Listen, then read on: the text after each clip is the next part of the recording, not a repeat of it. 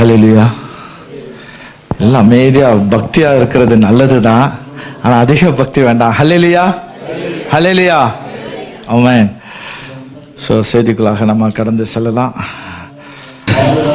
So கடந்த வாரம் என்ன செய்தி நம்ம கேட்டோம்?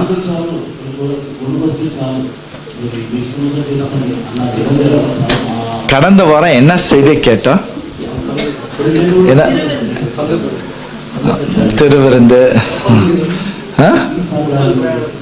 கப்பல் பிரயாணத்துல போஜனம் பண்ண வேண்டாம். ஏன்னா தப்பித்து கொள்ளுவதற்கு போஜனம் செய் அப்படிங்கிற ஒரு தலைப்பின் கீழாக நம்ம ராபோஜன செய்தியை நம்ம கேட்டோம். நிச்சயமாக தேவன் ஒவ்வொருவரையும் ஆசீர்வதிப்பாராக. ஞாபகத்தில் வைத்திருந்தமைக்காக தேவன் உங்களை ஆசீர்வதிப்பாராக. இந்த நாளிலும் கூட நம்ம வாசித்த வசனங்கள் ஏசாயாவினுடைய புஸ்தகம் 40வது அதிகாரம் 9வது வசனத்தில் 2 பதங்களும் முக்கியமாக சொல்லப்படுது. 2 இடங்களை குறித்து சொல்லப்படுது. ஒன்று என்னவா? சியோன், இன்னொன்று எருசலேம்.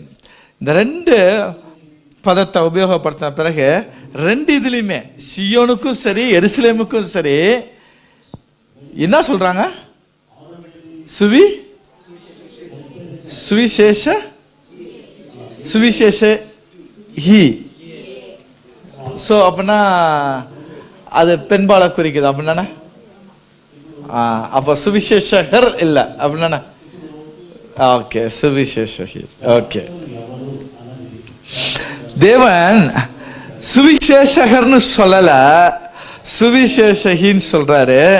ஏன்னா அவர் மணவாளனாகவும் நம்ம எல்லாவற்றையும், உங்களை மட்டுமல்ல ஆண்களையும் சேர்த்து சபையே அப்படின்னு சொல்றாரு, சபையே அப்படின்னு சொல்றாரு, மணவாட்டியே அப்படின்னு சொல்றாரு.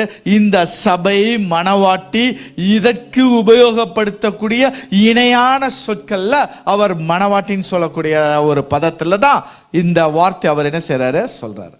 சொல்லும் பொழுது மணவாட்டின்னு சொல்லியிருந்தா கூட பரவாயில்ல, அவர் சொல்லும்போது சுவிசேஷகி அப்படின்னு ஒரு வார்த்தை சொல்லிட்டாரு. அப்படின்னா என்ன அர்த்தம்?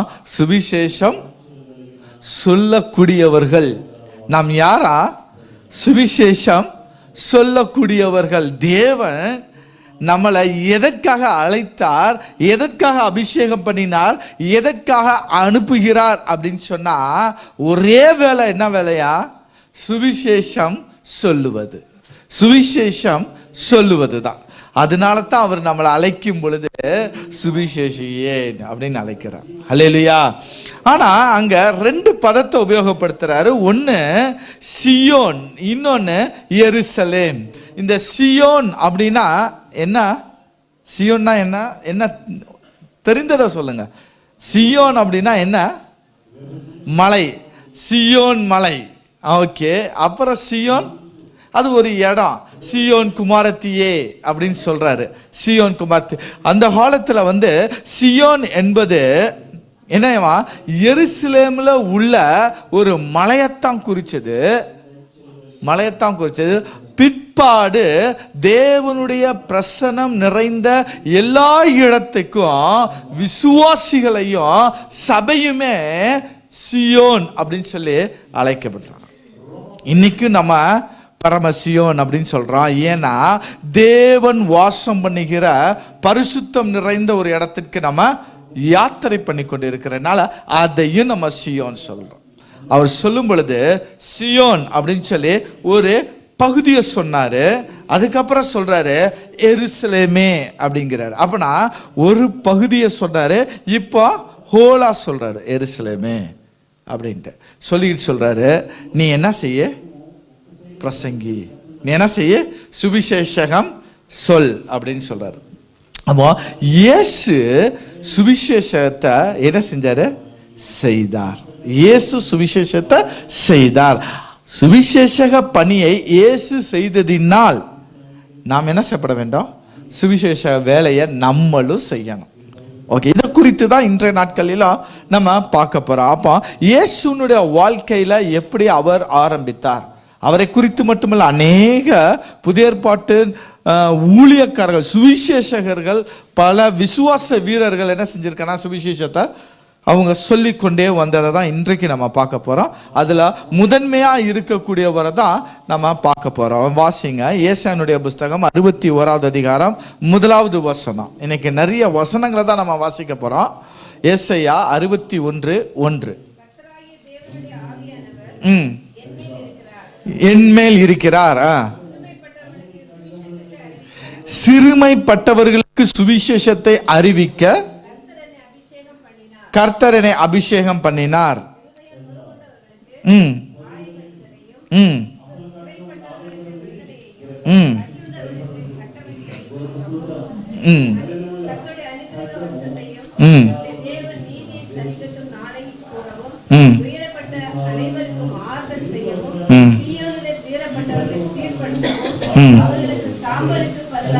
சிங்காரத்தையும்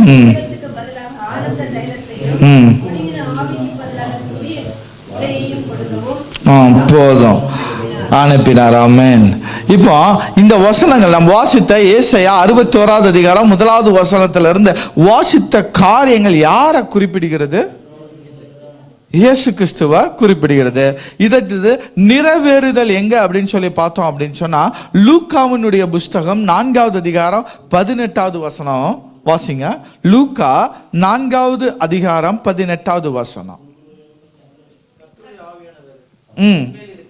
கர்த்தருடைய ஆவியானவர் என்மேல் இருக்கிறார், என்னை அபிஷேகம் பண்ணினார்,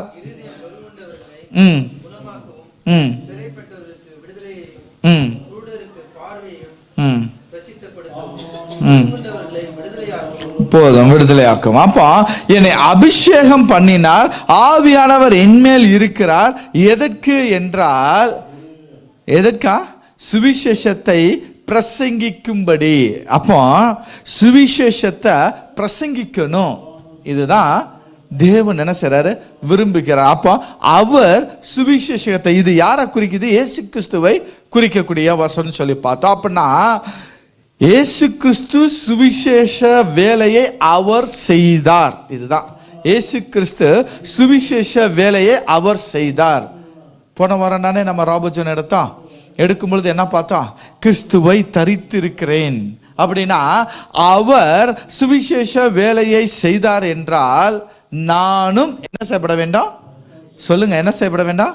சுவிசேஷ வேலையை செய்ய வேண்டும். சுவிசேஷ வேலையை செய்ய வேண்டும்.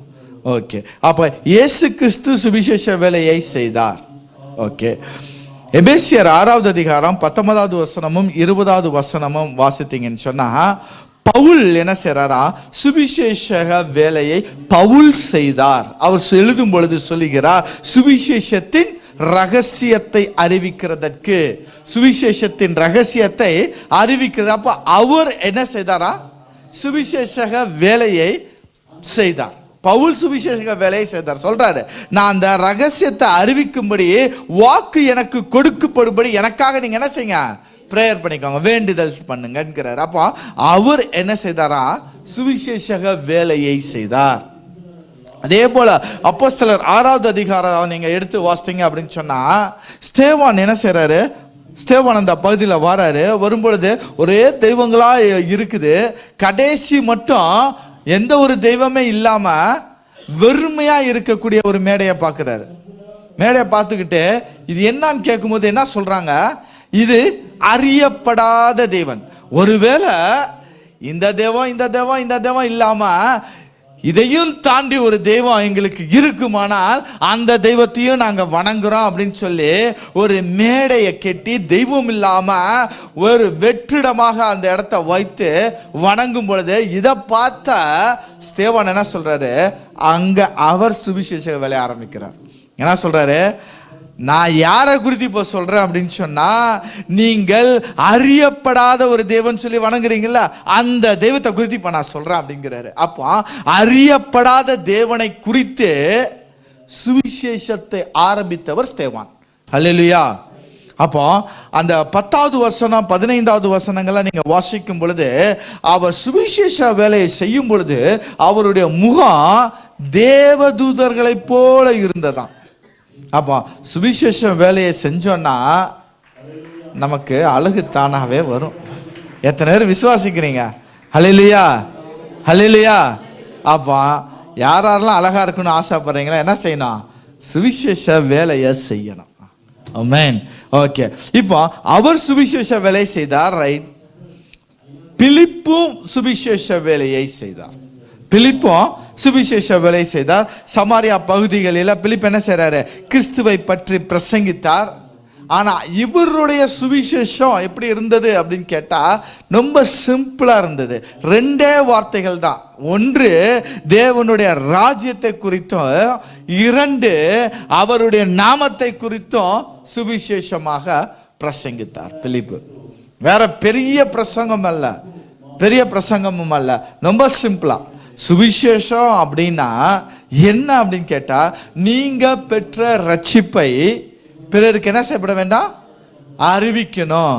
நீங்க பெற்ற கிறிஸ்துவை பிறருக்கு அறிமுகப்படுத்த வேண்டும். கிறிஸ்துவின் உடைய அன்பு, நம்ம சொல்றோம்ல, கிறிஸ்துவினுடைய அன்பு என்னை நெருக்கி ஏவுகிறதுன்னு சொல்றோம்ல, அந்த அன்பை குறித்து நான் எப்படி ருசி பார்த்தேங்கிறத சொல்லணும். அப்ப கிறிஸ்துவினுடைய அன்பை குறித்து, கிறிஸ்துவின் இரக்கத்தை குறித்து, கிறிஸ்து என்னை ரட்சித்ததை குறித்து, கிறிஸ்து என்னை மன்னித்ததை குறித்து நம்ம பிறருக்கு சொல்லுகிறது தான் சுவிசேஷம். ஹல்லேலூயா, ஹல்லேலூயா. அப்போ தேவனுடைய நாமத்தை குறித்து சொல்லும்போது என்னன்னா, அவருடைய நாமம் இப்படி, அதனால் அவர் என்னை துணை நின்றார், அவருடைய நாமம் இது, எனக்கு சுகம் கொடுத்தார். அப்போ அந்த நாமத்தை குறித்து பிலிப்பு சொன்னாலும் அது எதை குறித்து தான்? அவருடைய குணாதிசயத்தை குறித்தே சொல்லக்கூடியதுதான் சுவிசேஷம். ஹல்லேலூயா, ஹல்லேலூயா. இன்னும் ஒரு முக்கியமான விஷயம் என்னன்னா, நீங்க சரியா சுவிசேஷத்தை சொன்னீங்கன்னா அற்புதம் தானாவே நடக்கும்.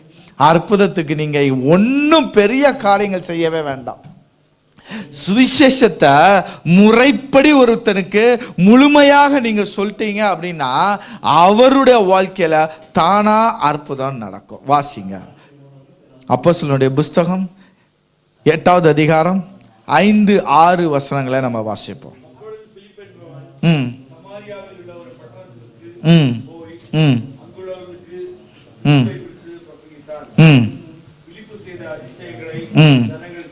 பிலிப்பு என்ன அதிசயம் செய்தாரா? என்னதான் அதிசயம் செய்தாரா? அதிசயம் செய்யறதுக்கு என்னதான் பண்ணினாரா? முன்னாடி வசனம் என்ன சொல்லுது?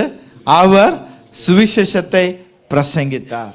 அப்போ சரியா நீங்க சுவிசேஷத்தை பிரசங்கித்தீங்கன்னா அவங்களுடைய வாழ்க்கையில ஒரு அற்புதம் நடக்கும். அதன் விளைவாக அவங்க என்ன செய்வாங்க? கிறிஸ்துவை ஞானஸ்தானம் எடுத்து சபையில என்ன செய்வாங்க? சேருவார்கள். இப்போ சொல்லுவாங்க, ரட்சிக்கப்பட்டவர்கள் அனுதினமும் சபையில் சேர்ந்தார்கள். அப்படின்னா என்ன அர்த்தம்? நாங்க சத்தியத்தை சொல்ல போறோம். பழைய காலத்து ஆட்கள் சொல்ல, எங்க கிளம்பிட்டீங்க? சத்தியத்தை சொல்ல போறேன். என்னங்க சத்தியம்? எந்த சத்தியத்தை சொல்ல போறீங்க அப்படின்னா கிறிஸ்துவை பற்றி சொல்ல போறோம். ஏன்னா கிறிஸ்து தான் நானே வழியும் சத்தியமும். அப்பா கிறிஸ்து தான் சத்தியம். அப்ப நான் சத்தியத்தை சொல்ல போறேன்னா கிறிஸ்துவை சொல்ல போறேன்னு அர்த்தம். சுவிசேஷத்தை சொல்ல போறேன்னா கிறிஸ்துவை தான் சொல்ல போறேன்னு அர்த்தம். அந்த கிறிஸ்துவை தான் நம்ம அவருடைய குணாதிசயங்கள் ஒவ்வொரு குணாதிசயங்களா சொல்லி சொல்லி நம்ம யாரை முக்கியப்படுத்தி சொல்லுகிறோம்னா கிறிஸ்துவை முக்கியப்படுத்தி சொல்லுகிறோம். அல்லேலூயா. அப்போ சுவிசேஷக வேலையை செய்தவர் தான் பிலிப்பு. அடுத்தபடியாக யோவான் ஸ்நானகன் என்ன செய்தாரா? சுவிசேஷக வேலையை செய்தார். அவருடைய சுவிசேஷம் ரொம்ப சிம்பிளா இருந்தது. என்ன சுவிசேஷம்? மனம் திரும்புங்கள், பரலோக ராஜ்யம் சமீபமாய் இருக்கிறது. நீ பரலோக ராஜ்யம் போகணும்னா நீ மனம் திரும்பு. அவ்வளவுதான் அவருடைய சத்தியம். ரொம்ப சிம்பிளான ஒரு சத்தியம். ஆனா வேதாகமத்துல என்னென்ன சுவிசேஷங்கள் இருக்குன்னு பார்த்தா எல்லா சுவிசேஷமும் கிறிஸ்துவை மையமாக வைத்து கிறிஸ்துவை பறைசாற்றுவதா சுவிசேஷம். இந்த சுவிசேஷத்தை தான் காலங்காலமாக ஒரு நபரா செஞ்சுட்டு வந்தாங்க. ஆனா தேவன் நீங்களும் நானும் செய்ய வேண்டும் சொல்லி அவர் என்ன சொல்றாரா? சுவிசேஷகின்னு சொல்றார். யாரு? சியோனே சுவிசேஷகின்னு சொல்றாரு. எருசலேமே அப்படின்னு அழைத்தாலும் நம்மளை தான் அவர் சொல்றாரு சுவிசேஷகி. நீ என்ன செய்யப்பட வேண்டாம்? சுவிசேஷ வேலையை செய்ய வேண்டாம். நீ அதற்காக அழைக்கப்பட்டாய், அதற்காக அழைக்கப்பட்டாய். தீமோத்தேயு அழைக்கப்பட்ட அழைப்பு அப்போஸ்தல அழைப்பா இருந்தாலும் பவுல் எழுதும் பொழுது 2 தீமோத்தேயுல சொல்லுகிறாரு, நீ என்ன செய்ய? சுவிசேஷனுடைய வேலையை செய். தீங்கு அனுபவி, சுவிசேஷனுடைய வேலையை செய். வாசிங்க 2 தீமோத்தேயு 4வது அதிகாரம் 5வது வசனம். எல்லாவற்றிலும் மன தெளிவுள்ளவனாய் இருந்து தீங்கு அனுபவி, சுவிசேஷகனுடைய வேலையை செய். ஏன்னா சுவிசேஷனுடைய வேலை தான் ரொம்ப ரொம்ப ரொம்ப ரொம்ப முக்கியம்.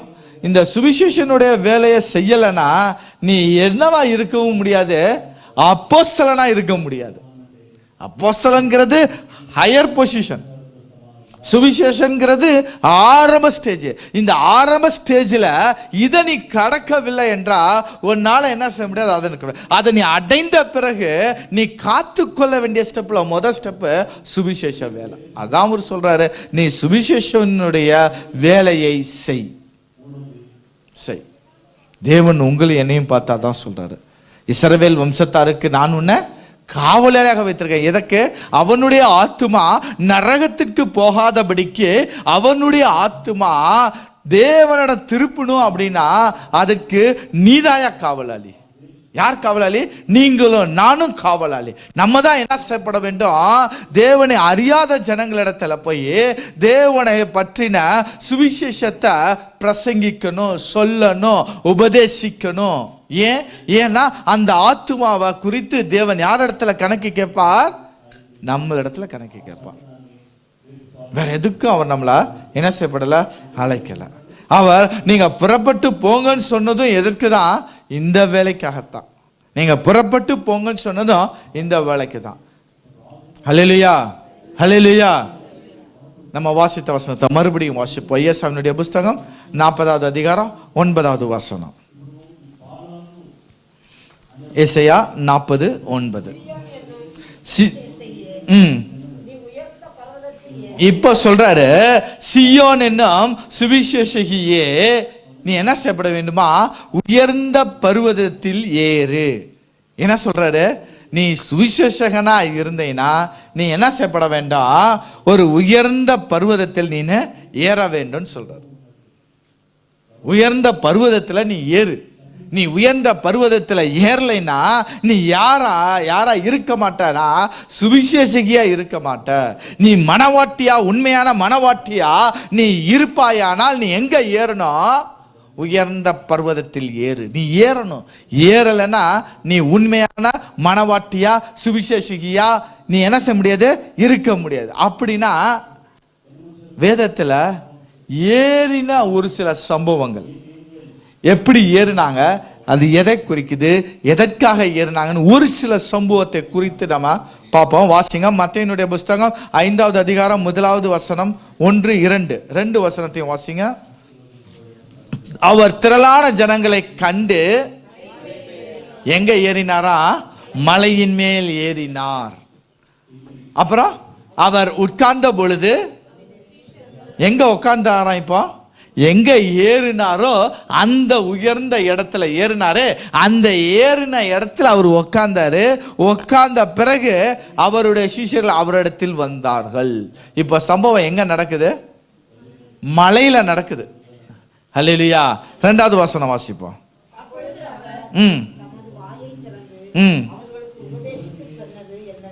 அப்பொழுது என்ன செஞ்சாரா? வாயை திறந்தார். என்ன செஞ்சாரா? வாயை திறந்தார்.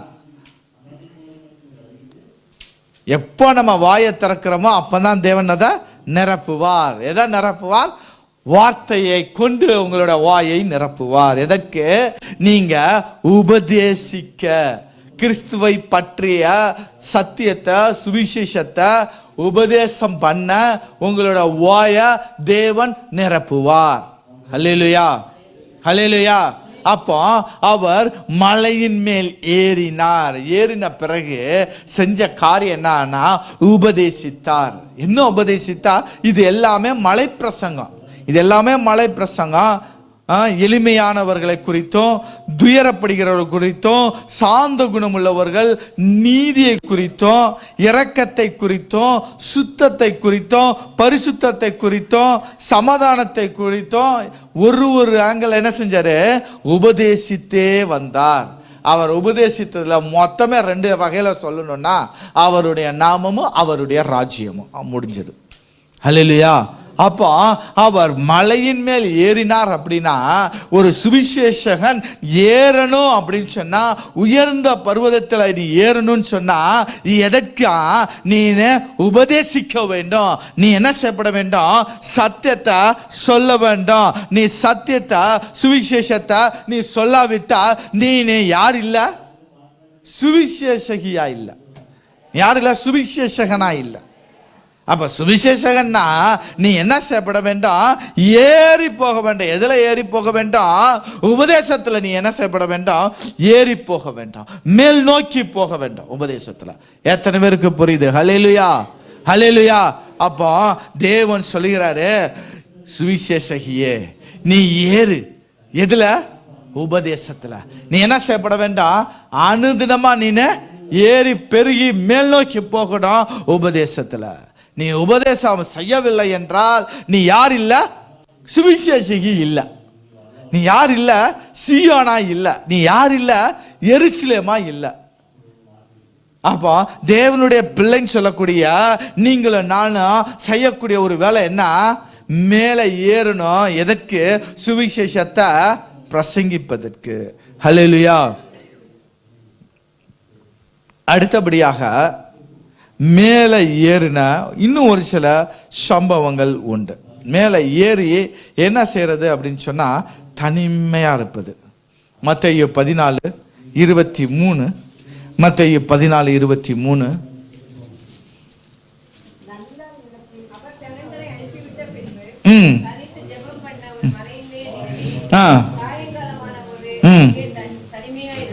அவர் மலையின் மேல் ஏறி, மலையின் மேல் ஏறி தனித்திருந்தார், தனிமையாய் இருந்தார்.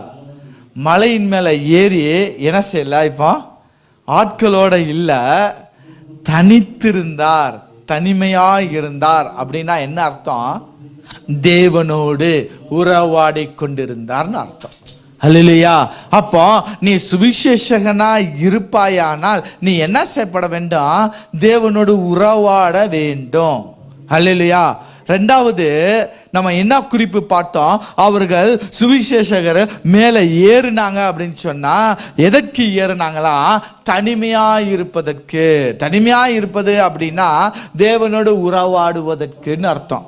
இன்னொரு ஒரு வசனம் வாசிப்போம். ஆதியாகமம் 32:24 வசனம்.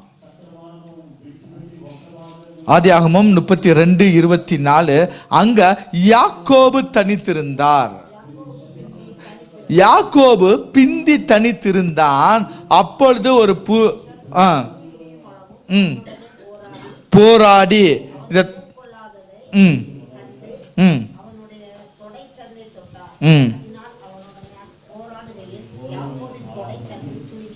ஓகே, இந்த சம்பவம் நமக்கு தெரிஞ்சிருக்கும். யாக்கோபு தனித்து இருந்தான். அதான் வசனம் ஆரம்பிக்குது. யாக்கோபு பிந்தி தனித்திருந்தான். அப்போ நீ மேல மலை மேல ஏறி தனித்திருப்பது அப்படின்னா என்ன அர்த்தம்? நீ தேவனோடு என்ன செய்யப்பட வேண்டும்? போராடணும், உறவாடணும். நீ உறவாடுவதற்காக என்ன செய்யப்பட வேண்டாம்? உயர்ந்த இடத்திற்கு நீ ஏறி போகணும். சுவிசேஷகன். அப்போ சுவிசேஷகன் அப்படின்னு சொன்னா நீ என்ன செய்யப்பட வேண்டாம்? ஏறி போனோம். எப்படி? எதற்காக அப்படின்னா, ஒன்று சுவிசேஷத்தை அறிவிப்பதற்கு ஏறி போக வேண்டும். 2 நீ தேவனோடு தனித்திருக்கணும். தனித்திருப்பது என்பது யாக்கோபுடைய அனுபவத்திலிருந்து பார்க்கிறோம். போராடுவது, தேவனோடு உறவாடுவது. இந்த உறவாடக்கூடிய அனுபவத்தில் நீ என்ன செய்யப்பட வேண்டும்? மேல் நோக்கி வளர வேண்டும். ஹல்லேலூயா, ஹல்லேலூயா. மூன்றாவது அவர் சொல்லுகிறாரு, நீ மேலே ஏறி போ. எதற்கு அப்படின்னா மத்தேயு 15வது அதிகாரம் 29-30. மத்தேயு 15வது அதிகாரம் 29வது வசனமும் 30வது வசனமும் நம்ம வாசிப்போம். இயேசு அவிடம் விட்டு புறப்பட்டு ஏறி உட்கார்ந்தார்.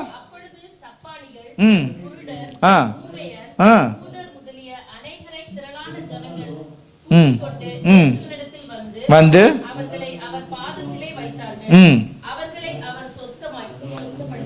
அவர்களை அவர் சொஸ்தப்படுத்தினார்.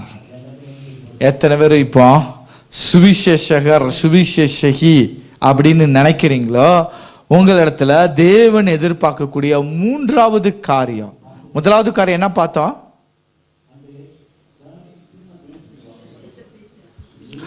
உபதேசிக்க வேண்டும். இரண்டாவது தனித்து இருப்பது, தேவனோடு தனித்து போராடுவது. மூன்றாவது நீ சுவிசேஷகனாய் இருப்பாயானால் பிறருடைய காயங்களை நீ கட்ட வேண்டும், பிறருக்கு சுகத்தை கொடுக்க வேண்டும், பிறருக்கு ஆறுதலை நீ கொடுக்க வேண்டும். அதான் வாசனம் சொல்லுது. நீங்க என்ன செய்யப்பட வேண்டாம்? பிறருடைய குறைகளை என்ன செய்யப்பட வேண்டாம், அதற்காக மனஸ்தாபப்பட்டு அவர்களுடைய குறைகளுக்காக காயத்தை கட்ட வேண்டும், காயத்தை கட்ட வேண்டும். அந்த குறைகளுக்காக நீங்க பிரேயர் பண்ணி அதை நிறைவாக மாற்ற வேண்டும். இதுதாங்க சுவிசேஷகனுடைய வேலை. அப்போ சுவிசேஷகனுடைய வேலை, யாரை நீங்க போய் சந்திக்கிறீங்களோ அவங்களுக்கு பலவீனம் இருந்தா அந்த பலவீனத்துக்காக நீங்க ஜெபம் பண்ணணும். அவர்களிடத்துல ஒரு குறைகள் காணப்பட்டா, ஒரு தவறுகள் காணப்பட்டா அதைக்காகவும் நீங்க என்ன செய்யப்பட வேண்டாம், ஜெபிக்க வேண்டும். அப்ப சுவிசேஷகன் அப்படின்னு சொன்னா அவன் மூன்றாவதாக மேலே உயர ஏற வேண்டும்னா எதுல ஏறணுமா? பிறருடைய காயங்களை கட்டும்படியாகவும் பிறருக்கு சுகத்தை கொடுக்கும்படியாகவும் ஒரு சுவிசேஷகன் இருக்க வேண்டும். ஹல்லேலூயா, ஹல்லேலூயா. இன்றைக்கு நிறைய சுவிசேஷகர் என்ன செஞ்சிட்டாங்க, இதை மறந்துட்டாங்க. மறந்துக்கிட்டு நேரம் கிடைக்கும் போதெல்லாம் பிறரை பற்றி குற்றம் சொல்றதே பொழப்பா போயிருச்சு. பிறரை பற்றி குற்றம் சொல்றதே இன்னைக்கு இதாயிருச்சு. ஓகே, அப்போ உண்மையாலுமே ஒரு சுவிசேஷகன் அப்படின்னு சொன்னா என்ன செய்யப்பட வேண்டும்? பிறருடைய காயங்களை கட்ட வேண்டும். ஹல்லேலூயா, ஆமென். அடுத்தபடியாக ஒரு வசனத்தை வாசிப்போம். மார்க்கினுடைய புஸ்தகம் 3வது அதிகாரம் 13வது வசனம். மார்க்கு 3. மலையின் மேல் ஏறி தமக்கு சித்தமானவர்கள் என்ன சொல்றாரு? எல்லாத்தையும் நான் கூட்டிட்டு போகல, ஒன்று நான் மேலே கூட்டிட்டு போறதா இருந்தா யாரை தான் நான் கூட்டிட்டு போனோம்? சித்தமானவர்களை மட்டும்தான் கூட்டிட்டு போனோம். ஏன்? சித்தமானவர்களை சேர்த்து கொண்டு செயல்படுவதுதான் ஊழியம். தேவனுடைய சித்தமானதை, தேவனுடைய சித்தமானதை, சித்தத்தை உடையவர்களை கூட்டிக் கொண்டு சேர்த்து கொண்டு செயல்படுவது ஊழியம். அப்ப எது ஊழியம்? அவருடைய சித்தத்தின்படி இருக்கக்கூடிய நபர்களை நம்ம சேர்க்கணும். சேர்த்து கொண்டு அவர்களோடு சேர்ந்து செயல்படுவது சுவிசேஷ ஊழியம். ஹல்லேலூயா, ஹல்லேலூயா, ஹல்லேலூயா. அப்போ சித்தமானவர்கள், அவருக்கு கிட்டத்தட்ட 70 பேர் இருந்தாங்க. அந்த 70 பேத்துல அவர் அதுல இருந்து கொஞ்சம் பேத்தை தேர்ந்தெடுத்தாரு, 12. இந்த 12ல இருந்தும் என்ன செஞ்சாரா? 3 நபரை அவர் தனக்குன்னு வச்சிருந்தாரு. ஏன் அப்படின்னா இவங்க தேவனுடைய சித்தத்தை செய்யக்கூடியவங்கன்னு சொல்லி அவர் அறிந்தபடியினால். இப்போ என்னுடைய பிளான் வேற, பிரதருடைய பிளான் வேறனா நாங்கள் 2 பேரும் சேர்ந்து ஒரு காரியத்தை செய்ய முடியுமா? முடியாது. அப்போ அவருடைய சித்தத்தை உடைய நானும் அவருடைய சித்தத்தை உடைய இவரும் எங்க 2 பேத்துக்குமே சித்தம் ஒன்றாய் செயல்படும் பொழுதுதான். அதனால தான் சொன்னது, சித்தத்தின்படி இருக்கக்கூடிய ஆட்களை சேர்த்து கொண்டு செயல்படுவது சுவிசேஷக ஊழியம். ஹல்லேலூயா. அப்போ சுவிசேஷக ஊழியத்துல முதலாவது பார்த்தோம் உபதேசிக்கணும், ரெண்டாவது பார்த்தோம் தனித்து போராடணும், மூன்றாவது என்ன பார்த்தோம்? சுகப்படுத்தணும், காயம் கட்டணும். நான்காவது நம்ம பார்க்கிறோம், என்னத்தை பார்த்தோம்? 4 சித்தத்தை உடையவர்களை சேர்த்து கொண்டு செயல்படணும். இதுதான். அப்ப அவரு என்னதான் 12 பேர் இருந்தாலும் அதுல 3 பேரை தான் அவர் என்ன செய்தாரு? கூட்டிட்டு போனாரு. எவருடைய மகளை சொஸ்தமாக்குறதுக்காக எல்லாரும் ஒரு திரள் கூட்டம் போச்சு அவர் பின்னாடியே. நம்ம அதை பார்த்தோம். எவருடைய மகளுடைய சம்பவம் அந்த மெசேஜ்ல பார்த்தோம். ஒரு பெரிய கூட்டம் போச்சு. எப்படிப்பட்ட கூட்டம் போச்சுன்னா, 12 வருஷம் பெரும்பாடுள்ள ஸ்திரீயே வந்து அந்த இதை தொடும் பொழுது அவர் என்னிடத்திலிருந்து வல்லமை புறப்பட்டேன்னு சொல்லும் போது கூட இருந்த சீஷர்கள் கேட்டாங்க, ஐயா எல்லாருமே இடிச்சுக்கிட்டு போறாங்க, இன்னும் சொல்ல போனா நீங்க போகல, இவங்க இடிச்சு உமா தள்ளிட்டு போறாங்க, அவங்க இடிச்சு உமா தள்ளிட்டு போறாங்க, இந்த இதுல யார் இடிச்சா யார் தொட்டான்னு கேட்குறீங்களான்ட்டு அதளவுக்கு திரள் கூட்டம் இருந்தது. பாதி பேரும் அவரை விசுவாசித்து பின்பற்றினாங்க, பாதி பேர் அவரை பார்க்க வேணும்னு பின்பற்றினாங்க, பாதி பேர் அவர் இடத்துல இருந்து சுகம் கிடைக்காதான்னு பின்பற்றினாங்க. இப்படி அவ்வளோ ஒரு பெரிய கூட்டம் பின்பற்றினாலும் அவர் கிட்ட போன உடனே எல்லாத்தையும் நிற்க சொல்லிட்டாரு, இன்க்ளூடிங் சீஷர்கள் நிற்க சொல்லிக்கிட்டு 3 பேரை மட்டும்தான் கூட்டிட்டு போனாரு. யாரு 3 பேர்த்த கூட்டிட்டு போனாரு? பேதுரு, யோவான், யாக்கோபு, 3 பேரை தான் கூட்டிட்டு போனாரு. இதுல பேதுரு மட்டும் விசித்திரமான ஆளு, தனிமையான ஆளு. மீதி 2 பேர் அண்ணன் தம்பி. அதனால ஒருத்தன் போகும்போது இன்னொருத்தன் வந்திருப்பான் அப்படின்னா அது கிடையாது. அப்படின்னு பார்த்தா பேதுரு கூட யார் வந்திருக்கணும்? அந்திரேயா வந்திருக்கணும், அவரோட சகோதரனா. ஆனா இங்க இயேசு கிறிஸ்து இந்த 3 பேரத்துக்கிட்ட இடத்த தான் அவர் என்ன பார்க்கிறாரு? ஒரு விசேஷ சித்தத்தை பார்க்கிறாரு. அதனால அவங்க 3 பேர்த்தையும் கூட்டிக்கிட்டு போறாரு. அவர் எங்க போனாலும் இந்த 3 பேர்த்த கூட்டிட்டு போனாரு. ஏன்னா இந்த 3 பேர்த்தோட தன்மை என்ன அப்படின்னு சொல்லி பார்த்தீங்க அப்படின்னா, பேதுருனா என்ன அர்த்தம்? கேபா அப்படின்னா என்ன அர்த்தம்? ராக், பாறை. பாறை என்ன செய்றாரு? பாறை. பாறைன்னா என்ன அர்த்தம்? உறுதியா இருப்பதுன்னு அர்த்தம். பாறைனா உறுதியா இருப்பதுன்னு அர்த்தம். பாறை. அடுத்தபடியாக யாரு? யாக்கோபு. யாக்கோபுனா என்ன அர்த்தம்? யாக்கோபுனா என்ன அர்த்தம்? சத்துருவ சிதறடிக்கிறவன் அர்த்தம். சத்துருவ போராடி ஜெயித்தவன் அர்த்தம் யாக்கோபு. நல்லா பார்த்துக்கணும், இந்த யாக்கோபு வேற, அந்த யாக்கோபு வேற. இந்த யாக்கோபு அந்த யாக்கோபையும் கன்ஃபியூஷன் ஆயிடக்கூடாது. ஓகேவா? அந்த யாக்கோபுக்கு ஆங்கிலத்தில் என்ன சொல்லுவாங்க? ஜோஷினி என்ன சொல்லுவாங்க? ஜாக்கப். இந்த யாக்கோபுக்கு என்ன சொல்லுவாங்க? ஜேம்ஸ். ஸோ ஜாக்கப், ஜேம்ஸ் வித்தியாசம் இங்கிலீஷில் வந்துடுவான். தமிழில் போனால் யாக்கோபுனா உடனே எல்லா யாக்கோபும் ஒரே யாக்கோபுன்னு நினச்சிடக்கூடாது. ஓகே, அப்போ யாக்கோபு அப்படின்னா என்ன அர்த்தம்?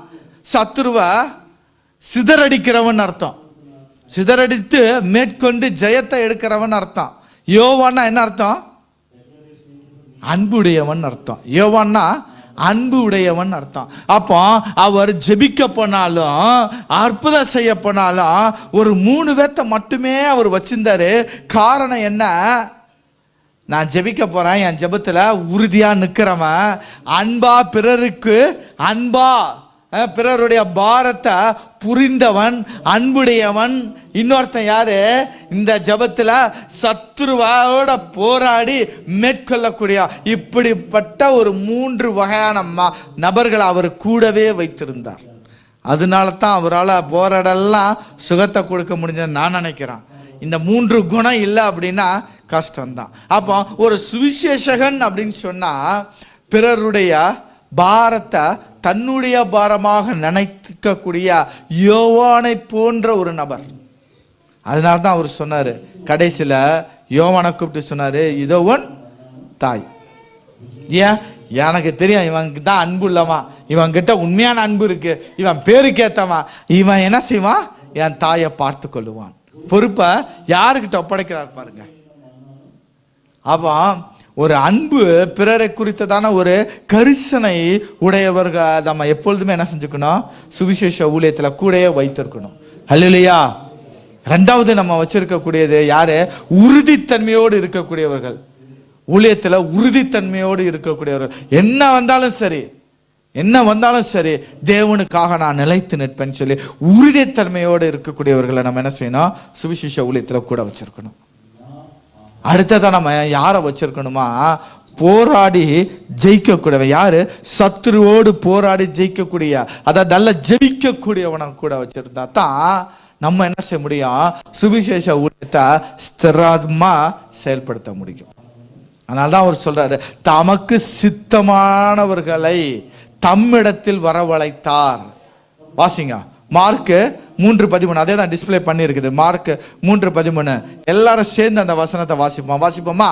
பின்பு அவர் ஏறினார், தமக்கு சித்தமானவர்களை தம்மிடத்தில் வரவழைத்து.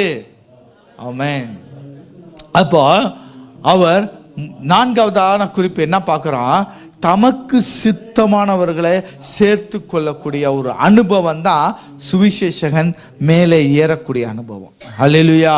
அவன் மேலே ஏறணும்னா எதெல்லாம் ஏறணும்னு சொல்லி தான் நம்ம பார்த்துட்டு வரோம். அடுத்தபடியாக 5வது ஒரு குறிப்பு சொல்லுது. மார்க் 4:46. மார்க் 6:46.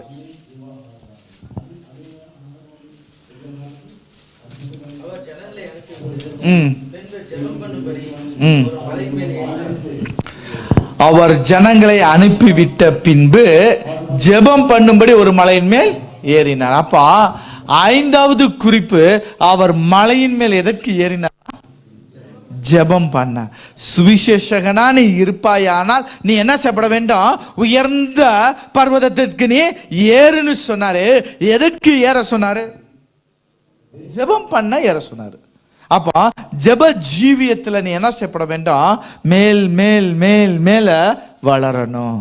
அப்போ சுவிசேஷகனா நீ இருந்தாயானால் ஜெப வாழ்க்கை உன் இடத்துல என்ன செய்யப்பட வேண்டும்? இருக்கணும். ஜெப வாழ்க்கை இல்லாம, இன்னைக்கு வர்ஷிப்ல கூட நம்ம பார்த்தோம், 1 மணி நேரம் 2 மணி நேரம் நம்ம ஜெப வாழ்க்கை இல்லாம ஜெபித்து, என்னுடைய அந்த உணர்வு இல்லாம நான் போல ஜெபித்து ஒரு பிரயோஜனமும் இல்லை. அப்போ பிராக்டிக்கலா, அப்போ கிறிஸ்டியன் லைஃப் அப்படிங்கிறது என்னன்னா ஒரு பிராக்டிசிங் லைஃப், ப்ராக்டிக்கல் லைஃப். 2 காரியம். ஒன்று ப்ராக்டிக்கல், இன்னொன்று ப்ராக்டிசிங். நம்ம என்ன செய்யணும்? தொடர்ந்து இந்த லா படித்தவங்களை நீங்கள் கேட்டிங்கன்னா சொல்லுவாங்க, என்ன பண்ணிட்டு இருக்கீங்க? ப்ராக்டிஸ் பண்ணிக்கிட்டே இருக்கிறோம். படித்து முடிச்சிட்டோம் அப்படின்னு சொல்லவே மாட்டாங்க. ப்ராக்டிஸ் பண்ணிட்டு இருக்கான் இப்போ அப்படின்ட்டு. நம்ம கிறிஸ்தவ ஜீவியமும் அதுதான். தேவன் வரும் வரைக்கும் நம்ம என்ன செய்யணும்? ப்ராக்டிஸ் பண்ணிக்கிட்டே இருக்கணும். எதை? சுவிசேஷ ஊழியம். அவருடைய குணாதிசயம், அவருடைய கேரக்டர் நமக்குள்ள வளரணும், மாறணும்னு சொல்லி ப்ராக்டிஸ் பண்ணிக்கிட்டே இருக்கணும். அப்ப அவர் மேலே போனதுடைய 5வது குறிப்பு சொல்லுது, அவர் மேலே சுவிசேஷகனா இருந்தா நீ எதுக்கு மேலே ஏறி போக வேண்டும் அல்லது வளர வேண்டும் அப்படின்னா ஜெபத்துல நீ வளரணும். ஹல்லேலூயா. ஜெப வாழ்க்கை இல்லை அப்படின்னு சொன்னா என்ன செய்ய முடியாது? ஒன்றும் முடியாது. ஜெப வாழ்க்கை இல்லைன்னா ஒன்றும் முடியாது. அப்போ நீ ஜெப வாழ்க்கையில உறுதியா இருப்பாயானால் நீ சுவிசேஷகன். நீ ஜெப வாழ்க்கை உனக்கு சரியில்லை அப்படின்னு சொன்னா உன்னோட ஊழியம் சரியில்லைன்னு அர்த்தம். ஹல்லேலூயா. உன்னோட ஊழியத்தினுடைய பேக் போன் என்னதான்? ஜெபந்தான். அப்போ ஒரு 5 காரியத்தை அவர் சொல்றாரு. என்ன? நீனு சுவிசேஷகனா இருப்பாயானால், சியோனாய் நீ இருப்பாயானால் நீ மேலே என்ன செய்யப்பட வேண்டாம்? ஏறி போக வேண்டாம். எங்க? உன்னத உயர்ந்த பர்வதத்திற்கு நீ ஏறுன்னு சொன்னாரு. எதற்கு ஏற சொன்னாரு? உபதேசிக்க ஏற சொன்னாரு. 1 உபதேசிக்க ஏற சொன்னாரு. 2 எதற்கு ஏற சொன்னாரு? எதற்கு? இல்ல புரியல, அவங்க தான் சவுண்ட் வருது. தனிமை, தனித்து போராடணும். 3 காயங்களை கட்டணும். 4 சித்தமானவர்களை சேர்த்துக்கொள்ளணும். 5 ஜெபம் பண்ணோம். இந்த 5 காரியத்து மேல நீ ஏறுனா தான் நீ யாரு? சியோன், சுவிசேஷகன். ஹல்லேலூயா. ஆனா 2வது பகுதி சொல்லுது, நீ சியோனா இருந்தா மேல ஏறணும். ஏன் ஏறணும்? இந்த 5 காரியங்களுக்காக ஏறணும். அடுத்தது சொல்லுது, நீ எருசலேமே, வாசிங்க இப்போ ஏசாயா 40:9. எருசலேமே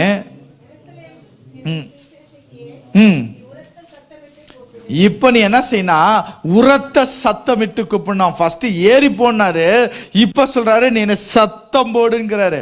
உரத்த சத்தமிட்டு கூப்பிடு. வாசிங்க தொடர்ந்து. நீங்க என்ன செய்யக்கூடாது, பயப்படக்கூடாது. பயப்படாம சத்தமிட்டு இதோ உங்கள் தேவன் என்று கூறு. இவர் தாங்க உங்க தேவன். பயப்படாதீங்க. ஃபர்ஸ்ட் நீங்க என்ன செய்றீங்க, பயப்படாதீங்க, இவர் தான் உங்க தேவன் சொல்லி எப்படி நீங்க சொல்லணுமா, உரத்த சத்தமிட்டு சொல்ல வேண்டும்.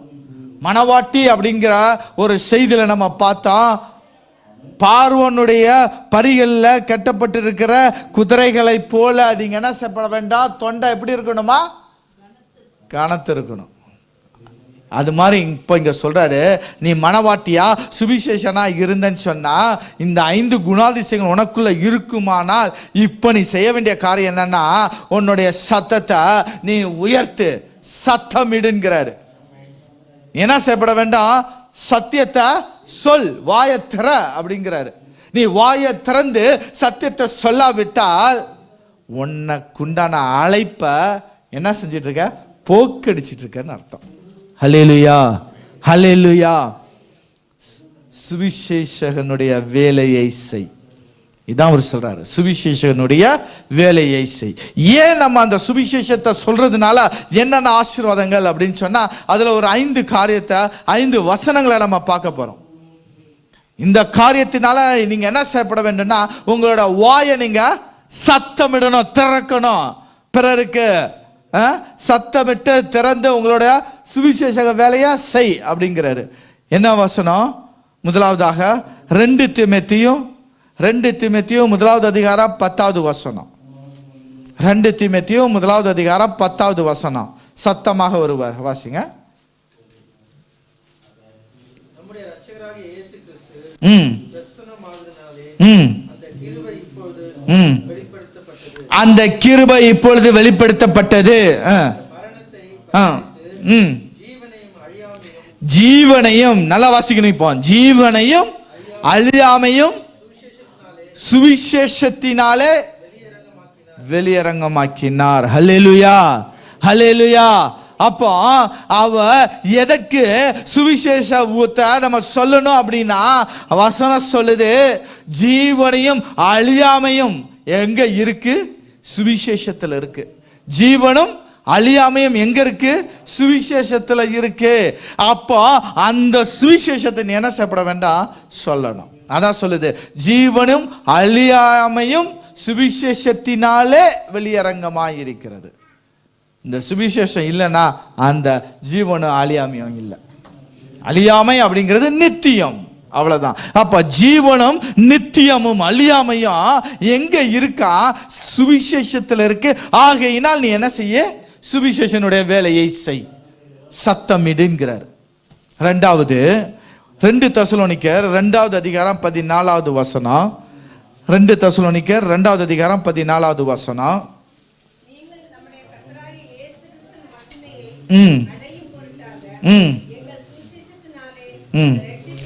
எங்கள் சுவிசேஷத்தினாலே அந்த ரட்சிப்பு. அப்போ சுவிசேஷம் 2வது எதை கொண்டு வருது, ரட்சிப்பை கொண்டு வருது. ஹல்லேலூயா. இப்ப கேளுங்க, பக்கத்தில் இருக்கவங்கிட்ட, பிரதர் ரட்சிக்கப்பட்டாச்சான்னு கேளுங்க. கேளுங்க, பிரதர் ரட்சிக்கப்பட்டாச்சா? அப்படியே சொல்லுங்க, ரட்சிக்கப்பட்ட. நீங்க சுவிசேஷம் சொல்லிட்டு இருக்கிறீங்களான்னு கேளுங்க. சொல்லும் போது எல்லாம் சந்தோஷமா கை கொடுத்த மாதிரி தெரிஞ்சது. 2வது கேள்வி சொல்லும் போது கொஞ்சம் சத்தம் கம்மி ஆயிருச்சு. அப்போ ரட்சிக்கப்பட்டேன் அப்படின்னு சொன்னா இந்த ரட்சிப்பு எப்படியா, வசனம் சொல்லுது எங்கள் சுவிசேஷத்தினாலே அந்த ரட்சிப்பு. அப்போ நீங்க சுவிசேஷம் சொல்லலைன்னா பிறருக்கு நீங்க என்ன சொல்லலைன்னு அர்த்தம், ரட்சிப்பை கொடுக்கலன்னு அர்த்தம். ஹல்லேலூயா, ஹல்லேலூயா, ஹல்லேலூயா. அப்போ சுவிசேஷம் முதலாவதாக நமக்கு ஜீவனும் அழியாமையும் கொடுத்தது. 2வதாக அது நமக்கு ரட்சிப்பை கொடுத்தது.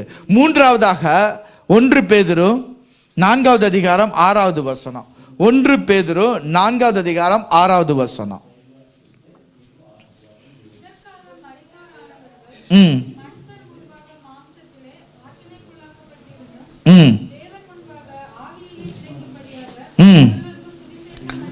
அவர்களுக்கு சுவிசேஷம் அறிவிக்கப்பட்டது. எதற்கு அறிவிக்கப்பட்டதுன்னு முன்னாடி சொல்றாரு. மரித்தவர்களா இருந்த நீங்க இப்ப பிழைக்கும்படிக்கு நீங்க என்ன செய்யணும்? இப்ப தேவன் முன்பாக ஆவினாலே பிழைக்கும்படியாக மரித்த நீங்க பிழைக்க வேண்டும். அப்படின்னா சுவிசேஷத்தை என்ன செய்யப்பட வேண்டும்? அறிவிக்க வேண்டும். அறிவிக்கிறீங்களா? அறிவிக்கிறீங்களா? அறிவித்தாத்தான் என்ன செய்ய முடியும்? அநேக ஆத்துமாக்களை காப்பாற்ற முடியும். அதனால்தான் தேவன் சொல்றாரு, இஸ்ரவேல் வம்சத்தாருக்கு உன்னை நான் காவலாளியாக வைத்தேன்னு சொல்றாரு. அப்போ சுவிசேஷம் அப்படிங்கிறது மரித்தவர்களை காப்பாற்றுவதற்கு, பிழைப்பதற்கு சுவிசேஷம் அறிவிக்க வேண்டும். அடுத்தபடியாக கொலேசியர் 1:22. கொலேசியர் 1:22 எத்தனை பார்த்துருக்கோம் நம்ம? 4. ஓகே, கொலேசியர் 1:22. நீங்கள் கேட்ட சுவிசேஷத்தினால் உண்டாகும் நம்பிக்கை. அப்போ நம்பிக்கை எங்க இருந்து தான் வருது? சுவிசேஷத்துல இருந்து தான் நம்பிக்கை வருது. நீங்க சுவிசேஷத்தை சொன்னாதான் அவர்கள் தேவன் மேல ஒரு நம்பிக்கை என்ன செய்யப்படும்? இருக்கும். அசையாமல், ஸ்திரமாய், உறுதியுமாய். அப்போ நீங்க சுவிசேஷத்தை சொல்லலைன்னா நம்பிக்கைய விதைக்க முடியாது. ஹல்லேலூயா, ஹல்லேலூயா. அடுத்தபடியாக வாசிப்போம் ஒரு நல்ல வசனங்கள். ரோமர் 15:29 வாசிப்போம். ரோமர் 15:29 இன்னுமாக இருக்குது. விசுவாசம், சமாதானம், இது எல்லாமே சுவிசேஷத்தினால தான் வருது. வாசிங்க. சுவிசேஷத்தின் சம்பூரணமான ஆசீர்வாதத்தோட வருவேன் என்று அறிந்திருக்கேன். அப்போ சம்பூரண ஆசீர்வாதம் சும்மானு சொல்லல, சுவிசேஷத்தினுடைய சாதாரண ஆசீர்வாதம் சொல்லல, சம்பூரணமான ஆசீர்வாதம். சம்பூரணமான ஆசீர்வாதம்னா அனைத்து ஆசீர்வாதமும், ஒன்றும் பெண்டிங் இல்லாம அனைத்து ஆசீர்வாதங்களும், சம்பூரணமான ஆசீர்வாதங்களை என்ன செய்றேன்? நான் கொண்டு வருகிறேன். எதனால? சுவிசேஷத்தினால் கொண்டு வருகிறேன். அப்போ ஒரு சுவிசேஷத்தின் ஆசீர்வாதங்கள் அப்படின்னு சொல்லி பார்த்தா இவ்வளவும் நம்ம பார்த்தது எல்லாமே. இன்னும் ஒரு வசனங்கள் வாசிப்போமே. ரோமர் 16:26. ரோமர் 16வது அதிகாரம் 26வது வசனம்.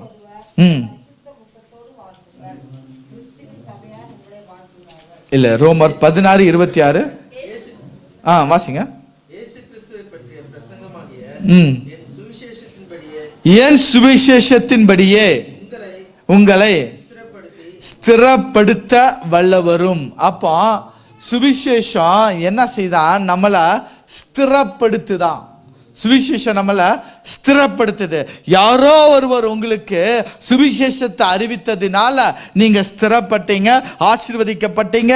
விசுவாசம், நம்பிக்கை, ரட்சிப்பு, அழியாமை, ஜீவன், இது எல்லாத்தையும் நீங்க பெற்றனால இங்க இருக்கிற நீங்க இப்ப நீங்க மறுபடியும் இன்னொரு நபருக்கு சொல்லலன்னு சொன்னா என்ன செய்யறது? பெற்ற ரட்சிப்பு வீண். ஹல்லேலூயா.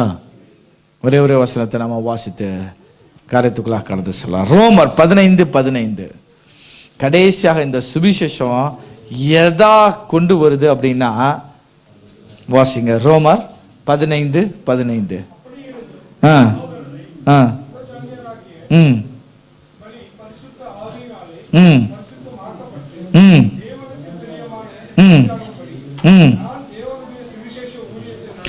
நான் தேவனுடைய சுவிசேஷ ஊழியத்தை நடத்தும் ஆசாரியனாய். இப்போ சுவிசேஷம் எங்க கொண்டு வந்துருச்சு? உங்களை என்னையும் ஆசாரியனாய் கொண்டு வந்துருச்சு.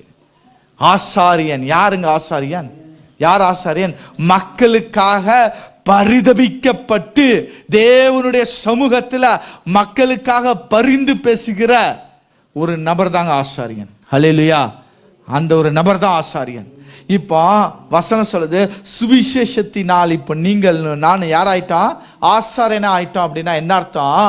ஆசாரியன் ஆயிட்டோம்னா மனபாரப்படணும். யாருக்கு? என் ஜனத்திற்கு. ஹல்லேலூயா. என் ஜனத்திற்கு மனபாரப்படணும். மனபாரப்படுகிறவன் தான் ஆசாரியன். நீ ஆசாரியனா இருக்கிற அப்படின்னு சொன்னா சுவிசேஷம் உன்னை ஆசாரியனாக ஏற்படுத்தி இருக்கிறதுன்னு அர்த்தம். அப்போ நீ சுவிசேஷகனா இருப்பாயானால் பிறருடைய பாரத்தை உணரக்கூடியவனாக இருப்பாய். ஹல்லேலூயா, ஹல்லேலூயா. அப்போ சுவிசேஷகனுடைய வேலையை செய். நம்ம வாசித்த வசனத்துல பவுலுடைய எழுத்துக்கள்ல அதிகமான எழுத்துக்களை நம்ம வாசிக்கும் பொழுது என்ன நம்ம பார்த்தோம் அப்படின்னா, என் சுவிசேஷன் ஒரு வார்த்தையை பார்த்தோம். என் சுவிசேஷம். நான் அதுதான் இந்த வசனம் வாசிக்கும் போது எனக்கு அதுதான் தோணுச்சு. என் சுவிசேஷம். இன்னொரு இடத்துல சொல்றாரு எங்கள் சுவிசேஷம். அப்போ அந்த சுவிசேஷத்தை உரிமை பாராட்டுறாரு. அந்த சுவிசேஷத்தை உரிமை பாராட்ட, இது என் சுவிசேஷம், எங்கள் சுவிசேஷம்னு உரிமை பாராட்டுற. அப்படிப்பட்ட ஒரு உரிமை பாராட்டுதல் நம்ம இருக்குமானால் சுவிசேஷத்துல நம்ம வளருவோம், சுவிசேஷகனாய் இருப்போம். ஹல்லேலூயா, ஹல்லேலூயா. அப்போ சுவிசேஷகனுடைய வேலையை செய். அதனால தான் பவுல் சொல்லும் பொழுது சொல்றாரு வெகு போராட்டம். சுவிசேஷத்துக்காக நான் என்ன செஞ்சா வெகு போராட்டம். 1 தெசலோனிக்கர் 2:2 சொல்றாரு வெகு போராட்டம்ட்டு. 2 தீமோத்தேயு 2:3 சொல்றாரு தீங்கு அனுபவின்ட்டு. மார்க் 8:35 சொல்றாரு ஜீவனை பான பலியாக என்ன செய்யப்படு ஊற்றுன்னு சொல்றாரு. இது எல்லாமே எதற்காக? அந்த சுவிசேஷத்திற்காக. சுவிசேஷத்தை எதையாகிலும் எதை வேணாலும், இன்னும் சொல்ல போனா எதை வேணாலும் நீ என்ன செய்யலாம், இழக்கலாம் அந்த சுவிசேஷத்திற்காக. மார்க்கனுடைய புஸ்தகம் 10வது அதிகாரம் 29-30 வசனங்களை வாசிப்போம். கடைசியாக மார்க் 10வது அதிகாரம் 29-30.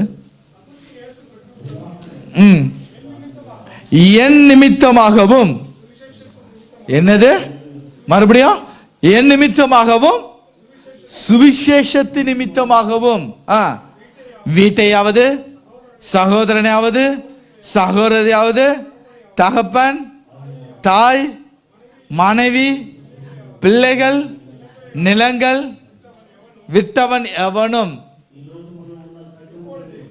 ஓகே, என்ன சொல்றாரு இங்க இல்ல, பரலோகத்துல. அப்ப சுவிசேஷத்துக்காக எதை எதை நீங்க இழந்தீங்களோ அதற்கு தேவன் ஈடாய் அதிகமாய் இரட்டத்தனையாக இம்மையில் அல்ல மறுமையில் அந்த ஆசீர்வாதத்தை நீங்க பெறுவீங்க. ஹல்லேலூயா, ஹல்லேலூயா. இந்த சுவிசேஷகனுடைய பாதம் அழகானதுன்னு சொல்லி ஏசாயா சொல்றாரு. ஏசாயா 52:7 சொல்றாரு இந்த சுவிசேஷனுடைய பாதம் அழகானது. வாசிங்க ஏசாயா 52:7.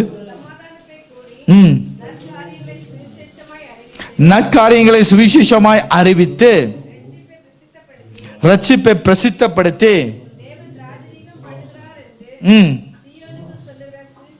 சீயோனுக்கு சொல்லுகிற சுவிசேஷனுடைய பாதங்கள் மலைகளின் மேல் எவ்வளவு அழகா இருக்குண்ணா பாருங்க. பாதமே அவ்வளவு அழகா இருந்துச்சுன்னா இன்னும் முகம் எப்படி இருக்கும்? அதனால தான் என்னவோ ஸ்தேவான் சுவிசேஷத்தை சொன்ன அவரோட முகம் பிரகாசித்தது. எழுந்திருப்போமா? ஹல்லேலூயா. அப்போ சுவிசேஷகனுடைய வேலையை செய்யும் பொழுது நம்மளுடைய பாதம் நம்மளுடைய முகம் எல்லாம் தேவனுக்குள்ளாக அழகாக இருக்கும். ஹல்லேலூயா, ஹல்லேலூயா. சுவிசேஷகனுடைய வேலையை செய்வோம். இன்னும் ஒரு வசனத்தை நம்ம எழுந்து நின்று சத்தமாக ஏசாயா 40வது அதிகாரம் 9வது வசனத்தை மறுபடியும் நம்ம வாசித்து நம்ம செய்தியை முடிக்க போறோம். ஏசாயாவுடைய புஸ்தகம். எல்லாரும் எழுந்திருப்போம், எல்லாம் எழுந்து டிஸ்பிளே பண்ணுங்க. ஏசாயா 40:9. சீயோன், எல்லாம் சேர்ந்து வாசிப்போம். சீயோன் என்னும் சுவிசேஷியே நீ உயர்ந்த பர்வதத்தில் ஏறு. நிறுத்துவோம்.